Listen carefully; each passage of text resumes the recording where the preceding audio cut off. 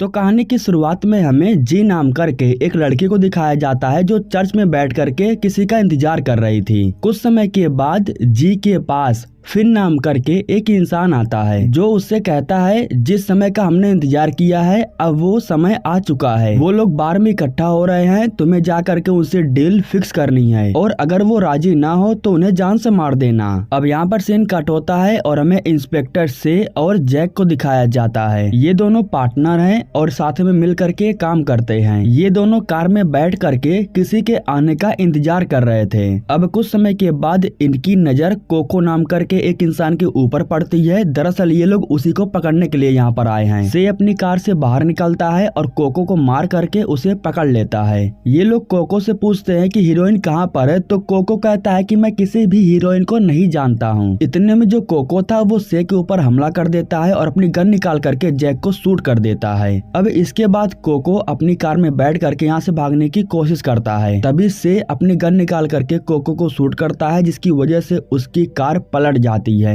अब वो भाग करके कार के पास जाता है कोको को ढूंढने के लिए, लेकिन कोको अपनी कार में से निकल करके भाग जाता है। भागते वक्त कुछ दूर आगे जा करके कोको एक बच्चे को पकड़ लेता है, लेकिन तभी से अपने गन से कोको को शूट करके जान से मार देता है। अब यहाँ पर सीन कट होता है और हमें फिर से जी को दिखाया जाता है जो कि एक दुकान पर जाती है। दुकान पर हम उसके अंकल को देखते हैं जिनसे वो बहुत प्यार करती है। उसके अंकल ने जी के लिए एक सूट बनाया था। अब वो उसी सूट को पहन करके उस बार में जाती है जहाँ पर उसको अपना मिशन पूरा करना था। बार के अंदर जाने के बाद उसकी मुलाकात रॉबर्ट नाम करके एक इंसान से होती है। वो रॉबर्ट के साथ में ही डील फिक्स करने के लिए आई थी। जी उससे अकेले में बात करना चाहती थी, इसीलिए रॉबर्ट सभी लोगों को बार से बाहर भेज देता है। वो रॉबर्ट से कहती है कि तुमने और तुम्हारी टीम ने मिल करके हमारे बॉस का सारा माल लूट लिया है, इसलिए हमें हमारा हीरोइन दे दो जिसके बदले में बॉस तुम्हें छोड़ देंगे।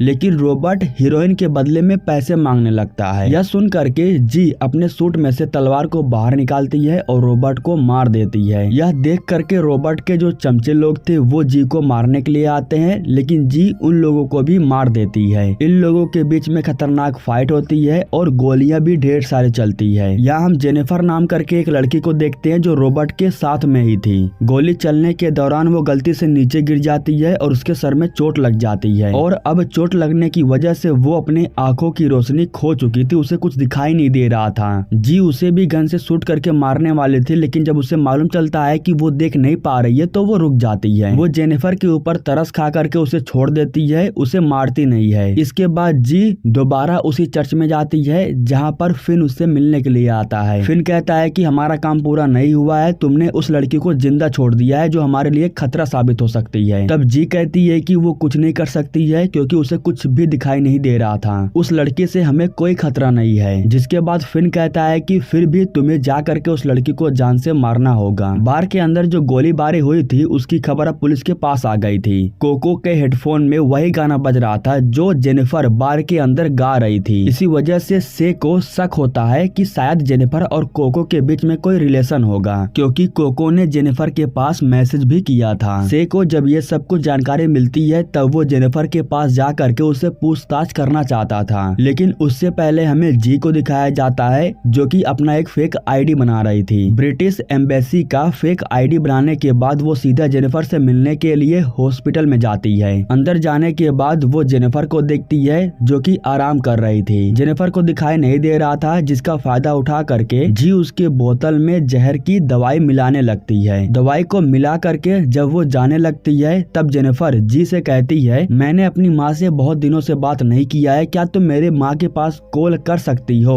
उनको मेरी बहुत चिंता हो रही होगी, मैंने कई दिनों से उनके पास कॉल नहीं किया है। यह सुन करके जी वापस आ करके बोतल को बंद कर देती है, मतलब कि वो जेनिफर को मारने का प्लान फिर से कैंसिल कर देती है। अब इतने में ही यहाँ पर जेनिफर से पूछताछ करने के लिए इंस्पेक्टर से भी आ जाता है। जब से को मालूम चलता है कि जी ब्रिटिश एम्बेसी में काम करती है तो वो उसके सामने ही सवाल को पूछने लगता है। वैसे तो जेनिफर को सब कुछ याद था, लेकिन फिर भी वो इंस्पेक्टर से को कुछ भी साफ साफ नहीं बताती है। जेनिफर कहती है कि सब कुछ शुरू होने से पहले मेरी आंखों की रोशनी जा चुकी थी, इसलिए वहाँ पर क्या हुआ मैं कुछ नहीं देख पाई। तभी यहाँ पर एक नर्स आ जाती है जो बोतल को स्टार्ट कर देती है। अब जहर जेनिफर के शरीर में जाने वाला था, लेकिन उससे पहले जी उस बोतल को नीचे गिरा देती है, क्योंकि वो अब जेनिफर को मारना नहीं चाहती थी, इसलिए वो ऐसा करती है। खैर अब इसके बाद ये दोनों बाहर आ जाते हैं और एक दूसरे से काम वाम के बारे में पूछने लगते हैं। उसी समय से के पास ब्रिटिश एम्बेसी की तरफ से एक कॉल आता है और इस कॉल की वजह से को मालूम चलता है कि हॉस्पिटल में ब्रिटिश एम्बेसी का कोई भी स्टाफ नहीं गया है। अब से को जब मालूम चल जाता है कि ये लड़की कोई ब्रिटिश एम्बेसी में काम नहीं करती है, तो वो उसका पीछा करता है, लेकिन पाता नहीं है। अब इसके बाद जो से था वो गैंगस्टर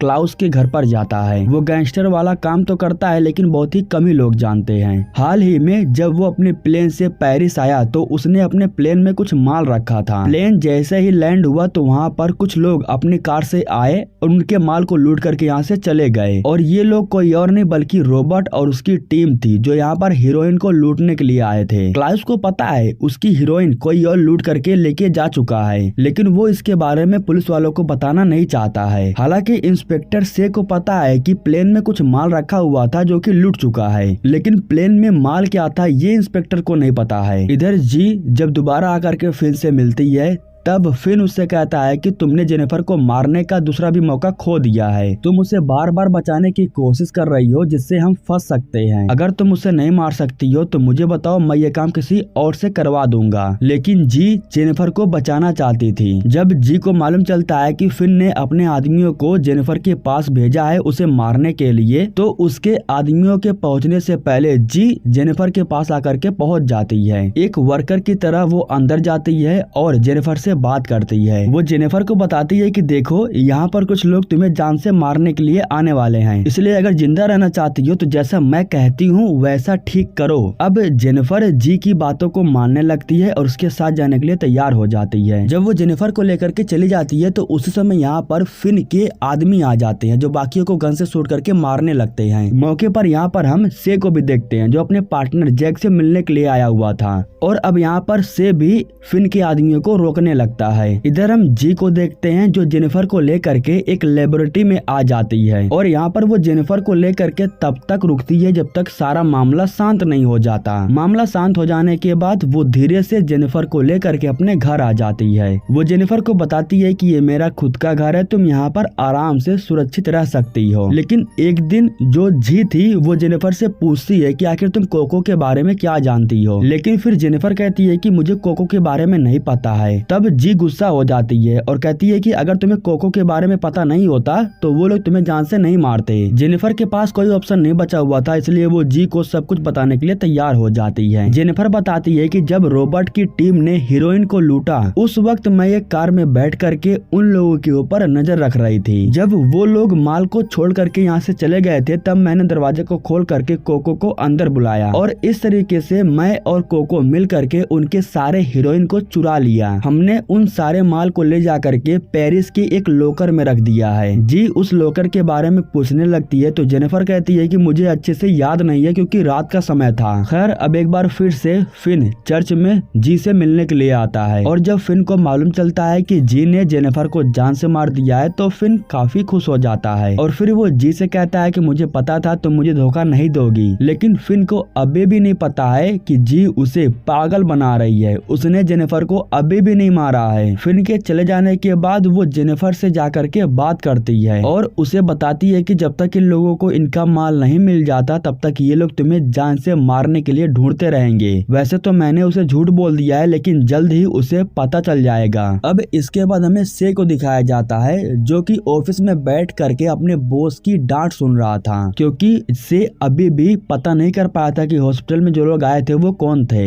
उनके बारे में पता लगाने के लिए वो जी के बारे में में रिसर्च करने लगता है, क्योंकि अगर उसे जी के बारे में पता चल गया तो वो बाकियों के पास बड़े आराम से पहुंच जाएगी। जी के दिनचर्या को देख करके से को मालूम चल जाता है कि वो हर दिन एक दुकान में किसी से मिलने के लिए जाती है। हर दिन की तरह आज फिर से जी अपने अंकल से मिलने के लिए दुकान में गई थी, लेकिन आज यहाँ पर से अपनी पूरी टीम के साथ आ जाता है और जी को बड़े ही आराम से पकड़ लेता है। वो जी को कस्टडी में लेने के बाद उससे पूछताछ करने लगता है। वो जी से कहता है कि देखो, मुझे तुमसे कुछ भी लेना देना नहीं है। मुझे पता है कि तुम जेनिफर को बचाने की कोशिश कर रही हो। मुझे सिर्फ इतना बताओ कि जेनिफर को मारना कौन चाहता है और क्यों मारना चाहता है, और इस समय जेनिफर है कहाँ पर। जिसके बाद जी कहती है कि अगर मेरी जान भी चली गई तब भी मैं जेनिफर के बारे में तुम्हें नहीं बताऊंगी। तुम्हें क्या, मैं किसी को भी जेनिफर के बारे में नहीं बताऊंगी, क्योंकि मुझे किसी के ऊपर विश्वास नहीं है। से कहता है कि देखो, मैं एक पुलिस वाला हूँ और मैं भी जेनिफर को बचाना चाहता हूँ। हम दोनों साथ मिल करके जेनिफर को बचा सकते हैं और इस केस को सोल्व कर सकते हैं। अब इस तरीके से इन दोनों के बीच में बातें होती है और जी से के साथ में काम करने के लिए तैयार हो जाती है। इसीलिए तो वो जी को छोड़ देता है। जब वो भाग रही होती है तब भी से उसके ऊपर गन से शूट नहीं करता है, बल्कि उसे भागने के लिए छोड़ देता है। जी भाग करके जब घर पर आती है तब उसे मालूम चलता है कि जेनिफर घर पर नहीं है। कैमरे को चेक करने के बाद जी को पता चलता है कि फिन के लोग जेनिफर को उठा ले गए हैं। अब जेनिफर को वापस लाने का सिर्फ एक ही रास्ता बचा हुआ था।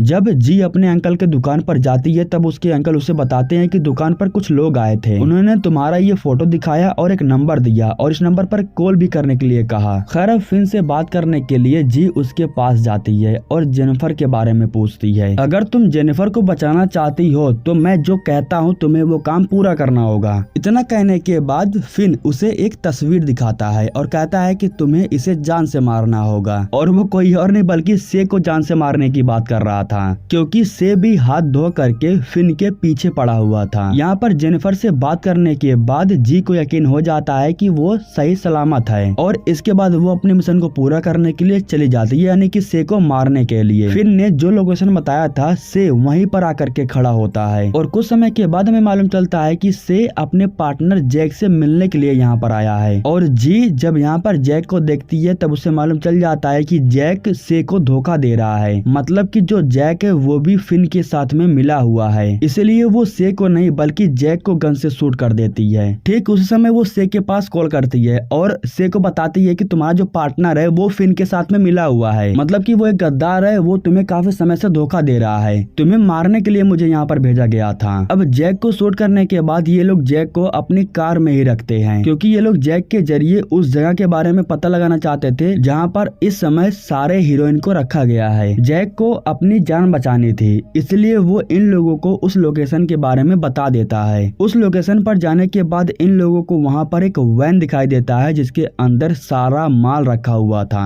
अब माल जी के पास आ गया था। इसके बाद वो फिन के पास कॉल करती है और उसे बताती है कि तुम्हारा सारा हीरोइन इस समय मेरे पास है, अगर तुम अपना माल चाहते हो तो जेनिफर को लेकर के सही सलामत चर्च के पास आ जाओ। कुछ ही समय के बाद वो चर्च के पास आकर के पहुंच जाता है, लेकिन यहाँ पर वो जी को नहीं देखता है। हालांकि कुछ समय के बाद जब यहाँ पर जी आती है तब वो फिन के ऊपर गन तान देती है। वो फिन से पूछती है कि जेनिफर कहाँ पर है, जिसके बाद फिन कहता है कि माल लेकर के आओ, मैं उसे सही सलामत छोड़ दूंगा। वीडियो कॉल के जरिए जी को मालूम चलता है कि जेनिफर इस समय चर्च के बाहर ही खड़ी है। अब इससे जी को तसल्ली हो जाता है कि जेनिफर बिल्कुल सही सलामत है। इस दौरान जो फिन था वो जी के ऊपर हमला कर देता है, लेकिन जी उससे फाइट नहीं करती है बल्कि जेनिफर को बचाने के लिए बाहर भाग करके आ जाती है, और बाहर फिन के जितने भी लोग थे उन सभी को शूट करके जान से मारने लगती है। जी की हेल्प करने के लिए से भी गन लेकर के आ जाता है और सभी लोगों को शूट करके मारने लगता है। इस तरीके से ये दोनों मिल करके फिन के बहुत से आदमियों को जान से मार देते हैं, और जैसे ही माल इनके हाथ में लगा